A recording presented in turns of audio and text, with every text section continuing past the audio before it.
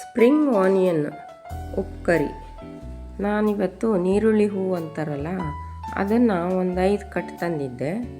ಇದನ್ನು ಚೆನ್ನಾಗಿ ತೊಳ್ಕೊಂಡ್ಬಿಟ್ಟು ಇದ್ರದ್ದು ಉಪ್ಪು ಕರಿ ಮಾಡೋಣ ಅಂತ ಈ ಥರ ಹೆಚ್ಚಿಟ್ಕೊಂಡಿದ್ದೀನಿ. ನೀವು ಬೇಕಾದರೆ ಸ್ವಲ್ಪ ಸಣ್ಣಕ್ಕೆ ಹೆಚ್ಕೊಳ್ಳಿ. ನಾನು ಸ್ವಲ್ಪ ದೊಡ್ಡಕ್ಕೆ ಆಯ್ತು ಹೆಚ್ಚಿದ್ದು. ಅದ್ರ ಗೆಡ್ಡೆನೆಲ್ಲ ಹೆಚ್ಚಿಟ್ಕೊಂಡಿದ್ದೀನಿ ನೋಡಿ ಆ ಥರ. ಮತ್ತು ಒಂದು ಸ್ವಲ್ಪ ಕಾಯಿ ತುರಿ ಕೊತ್ತಂಬರಿ ಸೊಪ್ಪು ತೊಗೊಂಡಿದ್ದೀನಿ ನಾನು. ಈ ಉಪ್ಪು ಕರಿ ಮಾಡಿದ್ರೆ ತುಂಬ ಚೆನ್ನಾಗಿರುತ್ತೆ ರೊಟ್ಟಿ ಚಪಾತಿ ಒಟ್ಟಿಗೆ ತಿನ್ನೋದಕ್ಕೆ. ಇವಾಗ ಒಂದು ಕಡಾಯಿ ಇಟ್ಕೊಂಡ್ಬಿಟ್ಟು ಸ್ವಲ್ಪ ಎಣ್ಣೆ ಹಾಕ್ಕೊಂಡಿದ್ದೀನಿ.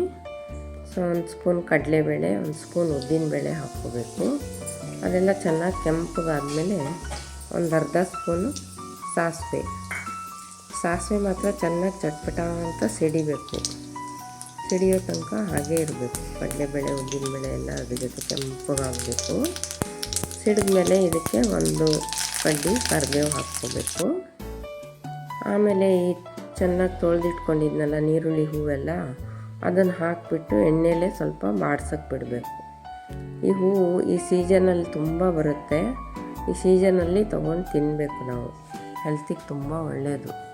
ದೊಡ್ಡವರಿಗೂ ಮಕ್ಕಳಿಗೂ ಚಪಾತಿ ಒಟ್ಟಿಗೆ ರೋಲ್ ಮಾಡಿ ಸ್ಕೂಲಿಗೆ ಬಾಕ್ಸಿಗೆ ಹಾಕ್ಕೊಟ್ರೆ ಅವ್ರಿಗೆ ಏನು ಅಂತಲೇ ಗೊತ್ತಾಗಲ್ಲ, ಚೆನ್ನಾಗಿ ತಿಂತಾರೆ ನೋಡಿ. ಈ ಥರ ಎಣ್ಣೆಲೇ ಸ್ವಲ್ಪ ಬಾಡಿಸ್ಬೇಕು. ಬಾಡಿಸಿ ಆದಮೇಲೆ ಇದಕ್ಕೆ ನಾವು ರುಚಿಗೆ ತಕ್ಕಷ್ಟು ಉಪ್ಪು ಹಾಕಬೇಕು. ಒಂದು ಚಿಟಿಕೆ ಉಪ್ಪು ಹಾಕೋಣ ರುಚಿಗೆ ತಕ್ಕಷ್ಟು. ಹಾಗೆ ಅರಿಶಿನ ಪುಡಿ ಹಾಕೋಣ ಒಂದು ಚಿಟಿಕೆ. ಈ ಥರ ಚಿಟಿಕೆ ಅರಿಶಿನ ಪುಡಿ. ಮತ್ತು ಮನೆಯಲ್ಲೇ ಮಾಡಿಟ್ಕೊಂಡಂಥ ಸಾಂಬಾರು ಪುಡಿ 1 ಸ್ಪೂನ್ ಹಾಕ್ತಾಯಿದ್ದೀನಿ. ನೀವು ಬೇಕಾದರೆ ಹಸಿಮೆಣಸು ಸಹ ಹಾಕ್ಬೋದು. ನಾನು ಒಣ ಪುಡಿ ಇರಲಿ ಅಂತ ಒಣಮೆಣಸು ಪುಡಿ ಹಾಕ್ತಾಯಿದ್ದೀನಿ. ಸಾಂಬಾರು ಪುಡಿ ಆದರೂ ಹಾಕ್ಬೋದು, ಅಚ್ಕಾರದ ಪುಡಿ ಅಷ್ಟೇ ಬೇಕಾದರೂ ಹಾಕ್ಬೋದು. ನೀವು ಹೇಗೆ ಬೇಕಾದ್ರೂ ನೀವು ಇಷ್ಟ ಮಾಡ್ಕೊಳ್ಳಿ. ಇದಕ್ಕೆ ಟೊಮೊಟೊ ಏನೂ ಹಾಕ್ತಿಲ್ಲ ನಾನು. ಇದಕ್ಕೆ ಒಂದು ಸ್ವಲ್ಪ ಅರ್ಧ ಲೋಟದಷ್ಟು ನೀರು ಹಾಕಿ ಮುಚ್ಚಿ ಬೇಯಕ್ಕೆ ಬಿಡ್ತಾ ಇದ್ದೀನಿ. ನೀವು ಇದು ಬೇಯೋಷ್ಟೊತ್ತಿಗೆ 1-2 ಚಪಾತಿ ಹಿಟ್ಟು ಕಲಸಿಟ್ಕೋಬೋದು ನೋಡಿ. ಇವಾಗ ಚೆನ್ನಾಗಿ ಬೆಂದಿದೆ ಇದು. ಇದಕ್ಕೆ ನಾನು ತುರಿದಿಟ್ಕೊಂಡಿರುವಂಥ 2 ಸ್ಪೂನ್ ಕಾಯಿ ತುರಿ ಹಾಕ್ತಾಯಿದ್ದೀನಿ. ಮತ್ತು ಹೆಚ್ಚಿಟ್ಕೊಂಡಿರುವಂಥ ಕೊತ್ತಂಬರಿ ಸೊಪ್ಪು ಹಾಕ್ತಾಯಿದ್ದೀನಿ. ಇವಾಗ ಸ್ವಲ್ಪ ಗೂರಾಡಿಬಿಟ್ಟು ಮುಚ್ಚಿಡ್ತೀನಿ. ಮುಚ್ಚಿಟ್ಟಾದಮೇಲೆ ಇದನ್ನು ಚೆನ್ನಾಗಿ ಅಲ್ಲೇ ಮಾಡಬೇಕು ನೋಡಿ. ಈಗ ಬಿಸಿ ಬಿಸಿಯಾದ ನೀರುಳ್ಳಿ ಹೂವಿನ ಪಲ್ಯ ರೆಡಿ. ಎಷ್ಟು ಚೆನ್ನಾಗಿದೆ ನೋಡಿದ್ರೇ ತಿನ್ನಬೇಕು ಅನಿಸುತ್ತೆ. ಇದು ಮಕ್ಕಳಿಗೆ ಚಪಾತಿ ಒಟ್ಟಿಗೆ ಹಾಕ್ಕೊಟ್ರೆ, ರೋಲ್ ಮಾಡಿ ಹಾಕ್ಕೊಟ್ರೆ ಅದೇನಂತಲೇ ಗೊತ್ತಾಗಲ್ಲ. ತರಕಾರಿಯನ್ನು ಸುಮ್ಮನೆ ತಿನ್ಕೊಂಡು ಬರ್ತಾರೆ. ಟೇಸ್ಟಾಗೂ ಇರುತ್ತೆ. ದೊಡ್ಡವರು ಟಿಫನ್ ಬಾಕ್ಸಿಗೆ ತೊಗೊಂಡು ಹೋಗ್ಬೋದು ನೋಡಿ. ಸರ್ವ್ ಮಾಡ್ತಾಯಿದ್ದೀನಿ ಬಿಸಿ ಬಿಸಿಯಾಗಿ. ಹೇಗಿತ್ತು ಅಂತ ನೀವು ಮಾಡಿಬಿಟ್ಟು ಕಮೆಂಟ್ ಮಾಡಿ ಹೇಗಿತ್ತು ಅಂತ.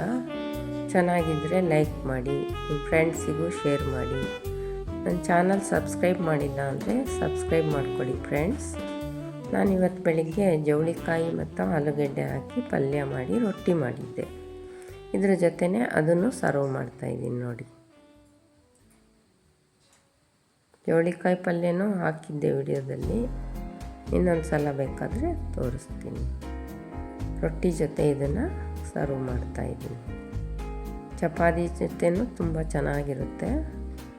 ಟಿಫನ್ ಬಾಕ್ಸಿಗೆಲ್ಲ ಹಾಕ್ಕೊಂಡು ಹೋಗಿ ತುಂಬ ಚೆನ್ನಾಗಿರುತ್ತೆ. ಇದು ಸೀಸನಲ್ಲಿ ಬರೋ ತರಕಾರಿ ಎಲ್ಲ ನಾವು ಆ ಸೀಸನಲ್ಲಿ ತಿನ್ನಬೇಕು.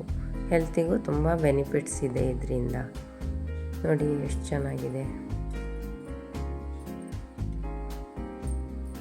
ಟೇಸ್ಟ್ ಅಂತೂ ಸೂಪರಾಗಿದೆ. Thank you friends, thank you.